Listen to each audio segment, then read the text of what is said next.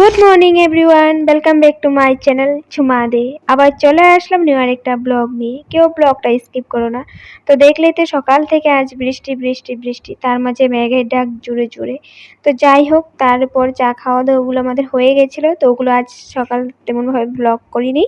তারপর ভাই গিয়েছিল বাজার, তো রান্না বাড়ার ডিউটি আমার বলে তো ভাবলাম যে তোমাদের সাথে শেয়ার করি ব্লগে। তো সকালে বাজার করে আনলো, তো কি কি এনেছে তো দেখছোই। কাঁচা লঙ্কা এনেছে, তো বড় বড় যে এগুলো শিমলা লঙ্কাই বলে হয়তো, জানি না। তো যাই হোক, এগুলো যে রান্না করার থেকে বেশি আমার এগুলো চপ খেতে বেশি ভালো লাগে, চপ বানিয়ে খেতে গরম গরম। তো যাই হোক, এনেছে, ভালোই হয়েছে, চপ বানাবো একদিন। তারপরে যে সবজি সবজি টুকটাক বাজার এগুলো করেছে, তো আমি একবারে ঢেলে দিয়েছি, কারণ এক এক করে বের করে করে নিতে সময় লাগবে। আর ঢেলে নিলে এক এক করে সবগুলো গুছিয়ে গাছিয়ে রাখতে পারবো। আর এখনের দিনে এরকম মানে অল্প জল লাগলে বা ফ্রিজে রাখলো বা মাটিতে রাখলো, পাকাতে রাখলো, মানে সবজি পচেই যায়, রাখা যায় না সবজিগুলো। বেশি সবজি আনলে একদম পচে পচে যায়, বেশি রাখাই যায় না। গরমের জন্য, গরম বৃষ্টি দুটো একসাথে হচ্ছে, তো তাই মানে সবজি থাকে না, পচেই যায়। আর লঙ্কা তো পচেই যায়। তো যাই হোক, কয়েকটা আমি গুছিয়ে গাছিয়ে রাখবো, আর কয়েকটা শুকনো করে আমি ফ্রিজে রেখে দিব। তো ওটাই করছি। আর রান্না বাড়ার যেহেতু ডিউটি আমি, তো তোমরা তো দেখলেই পলিথিনে কাঁচা পলিথিন থাকে নাকি। তো যাই হোক, পলিথিনের ক্যারি ব্যাগ যেগুলো আছে কালা দেখলে প্রথমে আমি বের করে নিয়েছিলাম। তো ওটাতে এনেছে মাংস। তো আজ মাংস করব। তো তোমাদের সাথে রেসিপিগুলো আমি সুন্দর করে শেয়ার করব। আর থাম্বনেল দেওয়ার জন্যই কিন্তু আমি মানে বারবার লঙ্কাগুলো নিচ্ছিলাম যে হাতে, তো থাম্বনেলের জন্য মানে পিক তুলছিলাম। থাম্বনেলগুলো কাজ করার সাথে সাথে যদি মানে পিকগুলো না তুলে নেই, থাম্বনেল বানাতে পরে প্রবলেম হয়ে যায় অনেক, তাই। তো দেখো, এই যে মাংসগুলো এনেছে, তো এখন মাংসগুলো ভালো করে ক্লিন করব। তো তোমাদের সাথেও রেসিপি সুন্দর করে শেয়ার করছি, তো দেখতে থাকো, স্কিপ করো না।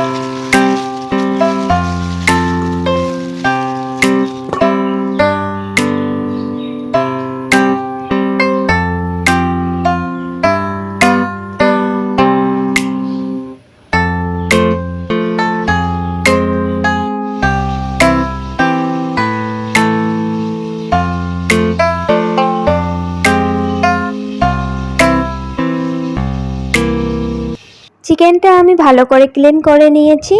তো ছোট ছোট বাচ্চা মুরগিগুলো থাকে, তো ওগুলো কেটে এনেছে, তাই মাংস টুকরোগুলো একদম ছোট ছোট। তো আমাদের ঘরে এই মাংস মানে ছোট ছোট বাচ্চা মুরগিগুলোকেই কেটে আনে, তো সবাই খেতে পছন্দ করে। তো দেখো, আমি মশলাটাও করে নিয়েছি, তো শর্টকাট করে দেখালাম। মশলাতে আছে আদা, জিরা, রসুন, পেঁয়াজ, কাঁচা লঙ্কা, সব কিছুই মানে আছে, যেগুলো মাংসতে দরকার পড়ে সব কিছু দিয়ে অল্প একটু জল দিয়ে তারপর মশলাটা করে নিয়েছি। আর এই মশলাটা এখন আমি ঢেলে দিচ্ছি চিকেনে। তারপর মেরিনেট করব, কি কি দিচ্ছি, কি করছি না করছি সব কিছু সুন্দর করে শেয়ার করছি, দেখতে থাকো।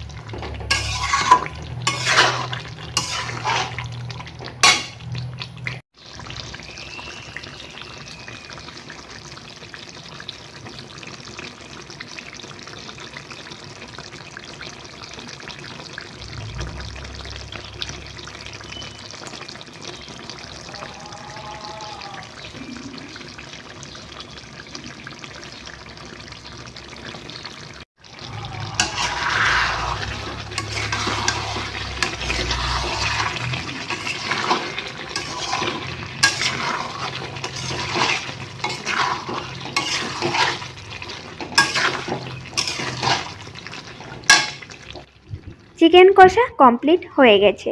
তো এখন আমি দিচ্ছি হলো ইলাইচির গুঁড়ো, কারণ চিকেন বানানোর পর এরকম এই শুকনো মশলাগুলো দেওয়ার পর কিন্তু দারুণ একটা টেস্ট হয়, আর তার মাঝে গন্ধ একটা সুন্দর বেরোয়। 3 বাড়ির মানুষে বলবে যে এই বাড়িতে চিকেন কষা হচ্ছে।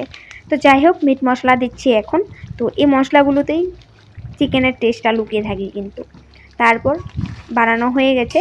আর তোমরা চাইলে এখন ঝুল দিতে পারো। তো ছোটো ছোটো বাচ্চা কচি মুরগির ঝুলও কিন্তু খেতে দারুণ টেস্ট হয়। কিন্তু আমাদের ঘরে এরকম ছোটো ছোটো বাচ্চা মুরগির মাংস কিন্তু কষানোই পছন্দ করে ডাল ভাতের সাথে খাওয়ার জন্য।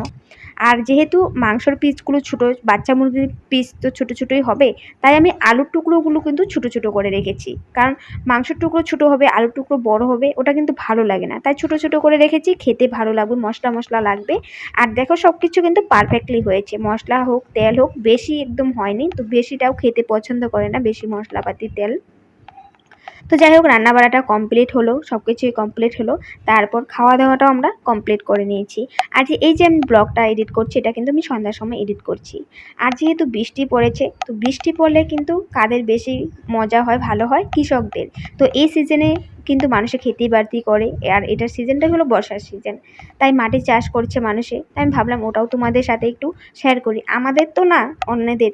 তো ওটাই আমি তোমাদের সাথে শেয়ার করব। মাটি চাষ করছে, ওরা খেতি করবে, এখানে ধান লাগাবে, তো অনেক কিছুই লাগায়, আরও দূর দূর পর্যন্ত গাছপালা মানে খেতিবাতি করে।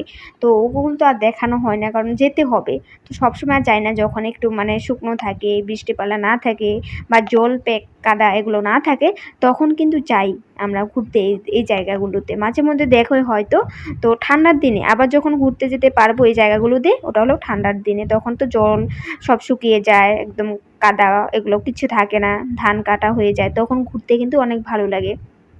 তো যাই হোক, মাটি চাষ করছে, তখনই আসলো বাবা।